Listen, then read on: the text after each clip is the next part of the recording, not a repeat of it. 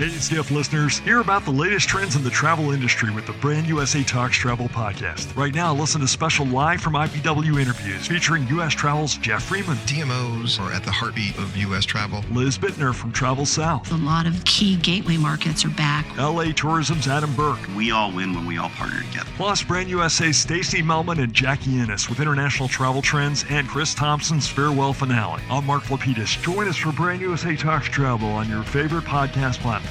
Brand USA Talks Travel.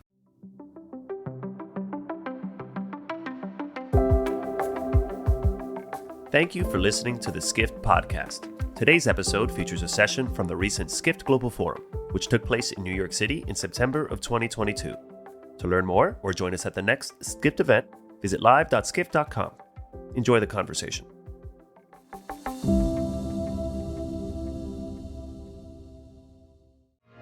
Please welcome the CEO of IHG Hotels and Resorts, Keith Barr, in discussion with Skift Senior Hospitality Editor, Sean O'Neill.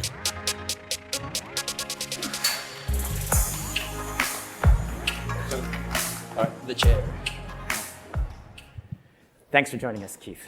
Thanks for being here, and I will hope that Tony agrees with everything I say. I thought we'd start this conversation with an operational update first, and then move on to the strategic journey that you've been on since 2017, since you've been CEO, and then move to one or two big picture questions and some audience questions if people in the audience put their questions in the app. So does that sound like a good plan? Sounds like a good run. Okay. Are you seeing any pullback in demand for the rest of the year? The answer is no. I have to remind everyone that the stock market isn't necessarily the economy every day. No, we had a great first half, and we saw a sequential improvement month by month as it went on. And again, it varies around the world, clearly, right? So the Americas, incredibly strong. Business demand, leisure demand, groups, meeting, and events keeps getting better. Europe's had a fantastic summer. Lots of Americans in Europe, given where the pound and the euro's been. It was amazing to see that over in Paris and London. Middle East has been reasonably consistent, and Asia's beginning to open up. So Thailand's lifting restrictions, Japan's looking at opening up to more travelers, Australia, New Zealand too. So clearly strongest in the Americas, great into Europe, and again, recovering the rest of the world, but a really strong first half. Fantastic, reassuring. Barry Diller was speaking with us earlier today, and he thought that the average daily rates that hotels enjoyed in the second quarter aren't long-term sustainable. What is your view? Well, that's seasonally adjusted, of course. You know, Barry's a really smart guy, but I think I'm probably going to disagree with Barry. Okay. I think this industry has gotten very, very smart about pricing. So if you remember during the beginning of the pandemic, everyone was saying that average rates are going to fall materially, and it's going to take 5 years to claw those rates back. And we completely disproved that. We saw that actually rates have gone up. Our leisure rates in the Americas are up 16% year over year versus 2019. So again, really strong demand there. Our corporate rates are up around 6% as well too. And so those are going to be sustainable. The industry is very, very disciplined in saying, you know, we have a level of demand, we're still seeing sequential recovery, and we think that those rates are going to be maintained. Now, the caveat here clearly is if there's a big, deep global recession, which no one knows, that could impact things. But assuming that the economy is generally healthy, we think that rates will be maintained. So there has been a structural shift. So compared with 5 years ago, IHG is much better at pricing discipline and extracting optimal rate from the market, and that is a long-term tailwind. Is that right? Yeah, absolutely. It's leveraging technology and data and analytics we were talking about back in the green room. Right. We just did a new demand forecasting model which leverages next generation AI, and it's looking at the historical performance of the hotel in the market, what we're seeing from demand, but it's also pulling in third-party data now. So what's actually happening out with your competitors in terms of pricing? Are there special events happening in the marketplace? And over time, we'll put more and more third-party data into that, so it gets smarter and smarter and helps our hotels price more effectively. Cool. One of your partners, Amadeus, you've switched over to their central reservation system. It's very interesting. I'm wondering, during the pandemic, a lot of hotels sort of got kind of beat up because hotel owners were not doing their property investment plans. What is IHG doing about it for the ones that are in your network? Yeah, I'm really excited about where we're at today. Without question, you're right. I mean, the hotels were really challenged in this industry to be able to complete renovations and do maintenance and repairs during COVID. And we gave some flexibility during that time frame because we wanted to be a good partner with our owners. We're now working with them about how do we re-accelerate property improvement plans, re-accelerate renovations. In fact, I had an executive committee meeting this morning virtually, and we spent an hour talking about the quality of the estate, where we are in renovation plans, where we are in brand standards, and just continuing to move it forward because demand has come back. We're charging a lot, right, and customers' expectations are quite high. And so we have to make sure we're delivering a great experience again and working through that to make sure that we're reinvesting back into the business to maintain a healthy, great experience for our customers. Is it more of a carrot or a stick approach with the owners? It's a little bit of both. Okay. You know, I think that we were, during the pandemic, we had to be, and we're very flexible. We were saying, you know, I don't expect you to renovate your hotel right now. We're going to delay that. But now we say, you know, so think about what we did with Holiday Inn and Crowne Plaza. Many of you know that we did a comprehensive review in 2021 and took out 151 hotels around the world, principally in the US, because they couldn't meet our quality standards. Now that means that in the US, 3/4 of the Crowne Plaza brand is either renovated or about to be renovated, and 2/3 of the Holiday Inn brand is renovated or about to be renovated too. Interesting. And we've clearly had great success with Formula Blue with our Holiday Inn Express brand, transforming it, and we've got new prototypes for every single brand now that are more efficient to build and operate. So I'm really excited about the quality of the brand portfolio, but it's a journey. I mean, this is a real estate business at the end of the day, and so it's how do you continually stay focused on it, and you have to stay focused, because if you lose that for a period of time, you're seeding future problems for your business too. And so clearly the pandemic has been a challenge, but we're on top of it. Okay. Earlier this month, hackers broke into IHG's systems. What was the impact on bookings in the context of the quarter? Not a lot of sleep. Okay, I bet. No, we had an unauthorized access into our computer systems, which was documented. And some of you may have seen some of the articles out there, and they were attempting to get into our systems to plant ransomware. These are the types of hackers similar that have gotten into Uber. They've got into Grand Theft Auto Creator today. They've been into Samsung. It's unfortunately the world we live in, that there are cyber criminals out there who are doing this. And so we had unauthorized access. Fortunately, our team was successful in keeping them from planting their ransomware. They tried, and we stopped them. Because we stopped them, then they disrupted our systems for a period of time. We were then able to bring those back. So our first focus was clearly getting our systems secure, and then getting all of our revenue-generating systems back up, and then other applications since then. So things are back up. They've been back up for a while. Fortunately, all the information we have to date is that no customer data was breached at all. They've said something similar, the hackers, when they reported. So it looks like we're in a good place today too. But you know, I think businesses today, I was talking to my team, you know, you have to continue to make higher walls and deeper moats when it comes to cybersecurity, because it continues to evolve and change. And we invest significantly in this space, and we will continue to do so. But you have to remain vigilant, and I'm just incredibly proud of my team and their ability to keep them from doing what they wanted to do. Unfortunately, they disrupted us for a period of time, but we're back up. Okay. BBC, I'm sure the investigation is still ongoing internally, but the BBC had a story a few days ago that the hackers took advantage of a weak password, which was QWERTY1234. So that's a reminder to you, if you have an organization of any size, please make sure you have password management. We have a poll. I'd like to bring up the poll, please. We asked people what the biggest headwind is that you're facing in your organization. Inflation is far and away the big pick, and Barry Diller earlier today also said inflation was like the number one headwind. What is, for you're not limited to those choices, what was the number one sort of headwind that IHG faces? We heard your optimistic take earlier, but. I think it varies around the world. So right now, one of the markets, which is an incredible market for IHG, is Greater China. Mm-hmm. We're the largest international operator there. We've been there since 1984. We have 600 open hotels, I think 500 in development. And you know, I lived there for 5 years running that business. You know, when the market is open, business is back to 2019 level. But when you lock down 65 million people every now and then, it really is disruptive. So that's clearly a challenge from an industry perspective. I think labor and inflation is one in the developed world. So that's not a problem in Asia Pacific or China, most parts like that. But here in the US and in the UK and Europe, finding the labor, getting it back into the industry and trained to deliver great experiences is something that we're in a much better position, I think, today as a company in an industry than we were starting the summer, but something we still need to stay focused on. It's great to hear your perspective on China too, because you're one of the few, if only, major hotel executives that at any of the big chains that spent several years in China.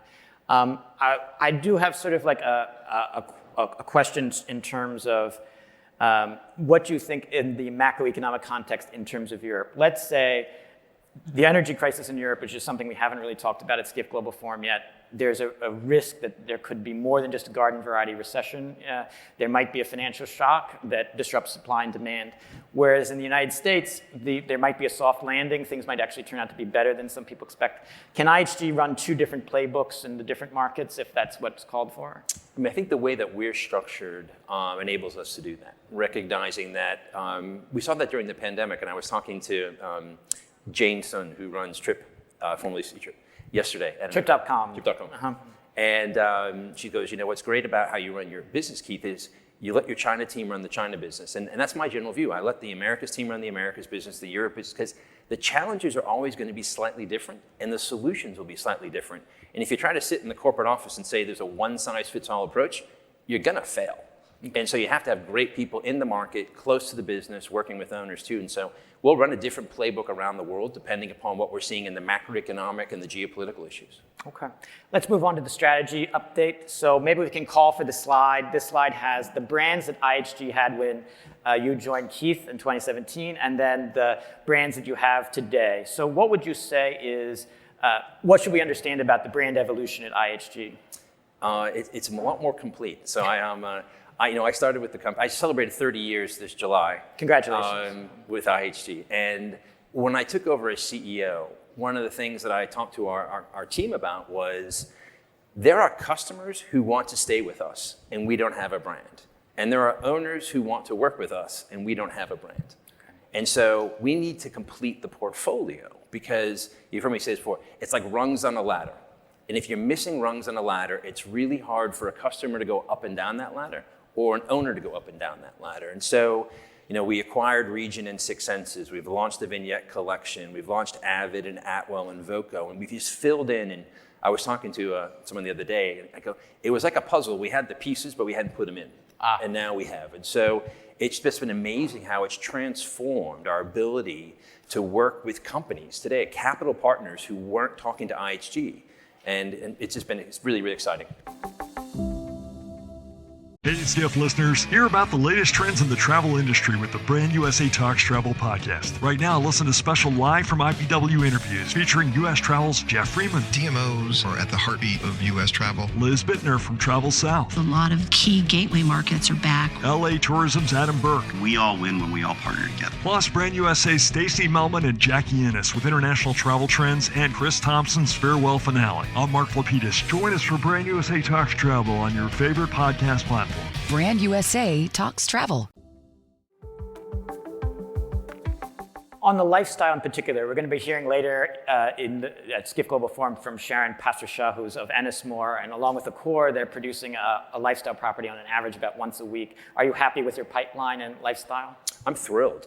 We're the second largest luxury and lifestyle operator in the world, behind Tony, unfortunately. And it's been great because they're such clearly defined brands that enable us to work with a number of opportunities. And there's a great segment to be in. I mean, I've been thrilled with, the acquisition of Six Senses has just been a real halo for the company. And just the pipeline now is pushing close to 35, 40 hotels, more than double since we acquired it. 50% of those are coming with residential as well, too. And so huge demand in that space. The Vignette. For branded residential? Branded residential. Mm-hmm. Yeah, that's one thing that really amazed me was the level of branded residential, the top end of luxury, and how symbiotic they are with one another now. We got some great regions. We just opened up in Phu Quoc in Vietnam. We got a number of Intercontinental Hong Kong is converting to the Regent Hong Kong after being closed for probably close to 2 years, and will be a flagship. And some of you will know back in the 80s that was the original Regent, the flagship for the entire brand. So it will be stunning to see that happen in Hong Kong. So great momentum in that space. Earlier this year, you updated the loyalty program, had a refresh. What are some early results that you've had for that? It's been great. During the pandemic, once we realized we were going to be okay, I was talking to the team and saying, we've created capacity in this business to invest, and we have two choices. We can put a little bit of money everywhere, or we can go big in some things. And I was sort of in the loyalty, I said, let's go big or go home. Let's figure out how can we really transform loyalty, and significant increases, and we'll talk more about what we did, but early indications are great. Customer satisfaction's up, loyalty contribution is up, enrollments are up 30% versus prior year, 11 million new members already. Customer satisfaction's up, adoption of the benefits is there, so it's, touch wood, it's great momentum early days. Cool. I want to put a pin on that. We'll get back to loyalty, but I do want to you have been running a brand campaign, because we talked about the brands, in order to support the launch of the new loyalty refresh. You've been running this, the biggest ad campaign for the IHG parent brand in a decade. So I'd like to call for an example, maybe if we can bring the ad up that is part of the campaign.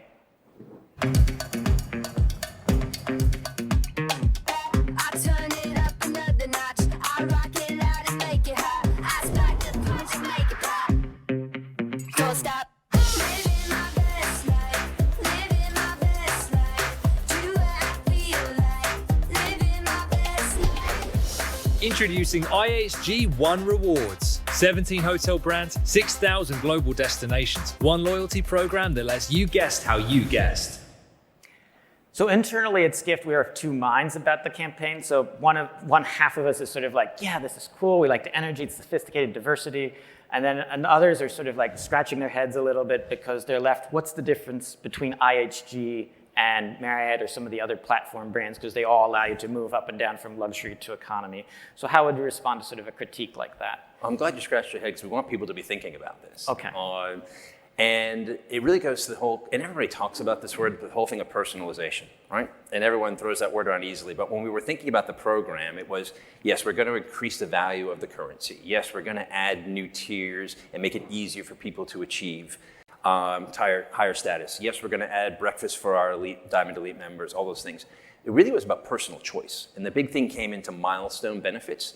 So every series of stays, somebody can choose, do I want more points? Do I want to have a food and beverage voucher? Do I want to have a complimentary suite upgrade? Do I want to have a lounge access too? And so it gives people those opportunity to pick what is right for them. And that's what this whole campaign's about, is guest how you guest, arrive how you arrive. Everybody is different. Everybody has something more or they want different out of the program, and putting that flexibility into it was the key thing for us.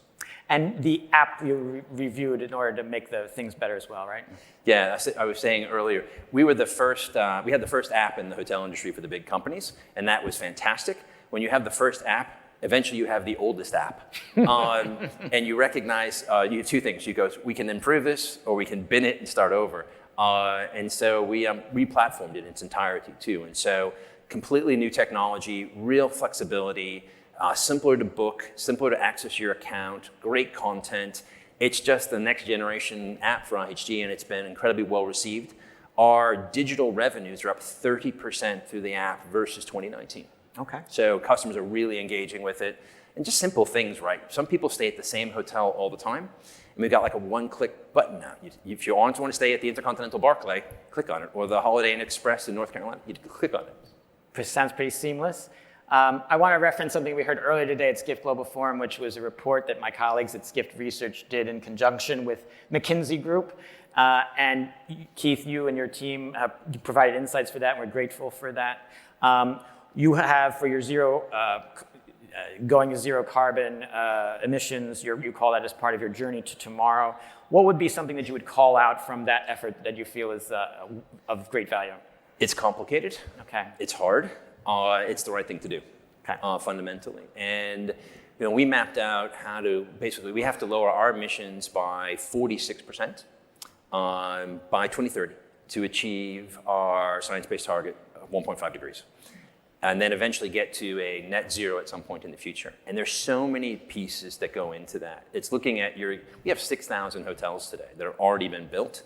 So we have to figure out how can we make them as efficient as possible. And that's things like LED and a number of other aspects that we have operational, and we have great tools for that. Then it's about the next generation of hotels. So how do we build low carbon to zero carbon hotels? And those will principally be in the prototypical hotels. Holiday Inn Express and Avid and Atwell, Staybridge and a Candlewood.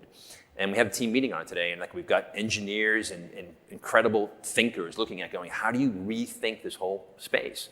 then it's also going to be moving to renewables. And we have a responsibility as an industry and as leaders in business to keep pushing governments on the renewable front, because truthfully, nothing can get solved in the real estate sector in terms of this unless we decarbonize the grid, and there are much more renewables too. And so I'm excited about those opportunities, what we've been focused on, and then a number of other aspects. We'll finally complete this year getting rid of our single-use bath amenities. We were the first one in the industry to do that, and that takes out, just in the US alone, 850 tons of plastic a year, just here in the US, going to landfills. And just keep innovating the space about how we do less water, have more positive impact on communities. But nobody wins in this space by themselves, I think. And I've spoken in the past to Arnie when he was around, and with Chris and with Mark at Hyatt. Like, we're all in this together. We have to make this industry have a positive impact on society through this area. Okay. Some of the audience questions that have come in, we've already answered. One of them is like, how is your group business, to call it out in particular? So roughly speaking, among guests, there's your leisure business and corporate group. So how's corporate group doing? So we have a lower corporate group mix than some of my competitors. Pre-COVID, we were around 15% group. Then during COVID, and recently it's been down to about 10% because leisure's increased so much. We're seeing continued positive trends every month, and future bookings are great. I was talking to one of the big travel management companies who also happens to be a shareholder in IHG, and he was asking me all these questions about what were we seeing about group and transient travel and so forth, and I answered his questions, and I turned it around to him. I said, well, what do you see? You're running a big travel management company. And he goes, honestly, future bookings for groups, incredibly solid for the remainder of the year. And it makes sense when you think about it. There is such a level of pent-up demand of events that didn't happen in 2020 and 2021 that are happening in 22 and 23. People also recognizing with hybrid working that if I'm not getting people into the office and everybody's remote, I got to get them together. And so we're seeing a lot more small meetings, and we're big in the small SME space and small meetings. So real positive booking trends overall. Everyone wants to see the canary in the coal mine. Everyone's trying to find that. When is demand going to falter? And I think you're probably going to hear, I don't want to speak for Tony, say the same thing. I mean, we none of us are seeing any cracks in it right now. And think about this week in New York. I mean, I'm amazed to see you're here, that you get a hotel room. Because, this city is just full right now. And I had people, I was at a dinner last night saying, I would have liked to have stayed at the Intercontinental, but I'm staying at the Holiday Inn Express because I couldn't get a room, which is a good thing. Have you ever been walked? Have I ever been walked? No, I've never been walked. Imagine that. Okay, that's good. That's good. I'm glad those employees were good. I'm wondering a little, it's very good to hear that, because my colleague Alan Woinski, I was talking with him, he edits our daily lodging report, and he feels it's very important for a group to come back because leisure has sort of been like a rocket, but at a certain point it may plateau. So that's reassuring to hear. We had heard earlier today from from Daniel Bozart of McKinsey Group, just briefly going back on sustainability. She says that McKinsey is like putting in more targets to try to encourage and incentivize to make sure carbon accounts for roughly 80% of their net zero go to 2030. And then she was hoping that hotel companies would do more to help them find the proper properties. What does IHG do to sort of signpost where you are? So one of the things that we do now, we have a system called Green Engage in all of our hotels. It's been a brand standard for probably a decade now. And we're actually getting Green Engage 2.0, which is the next gen of that. We actually track the basically energy consumption every single one of our hotels, so we can then help them reduce their carbon footprint and then report that out to our key corporate partners. Because our partners are asking us, what's your carbon footprint, what's your impact going there? And so we're trying to make sure that we're sharing with them what we're doing to lower our impact.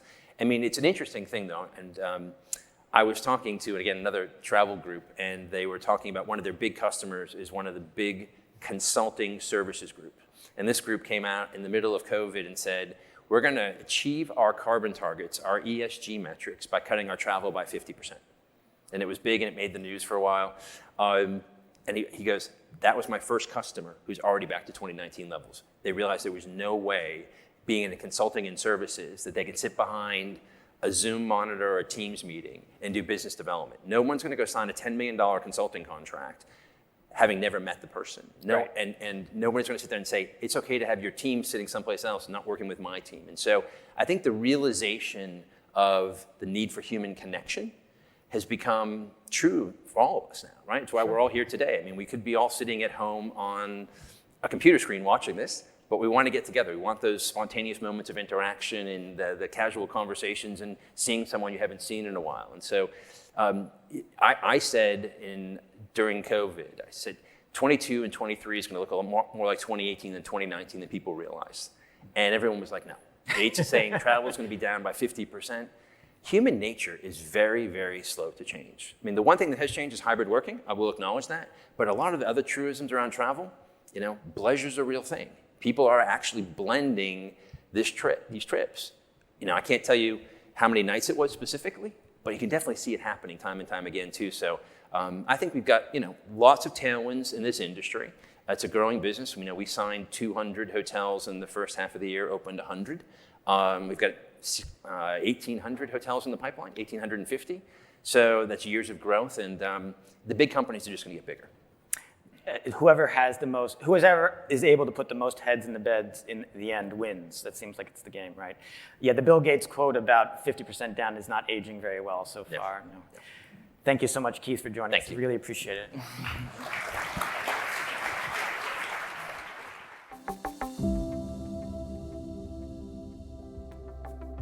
This has been the Skift Podcast.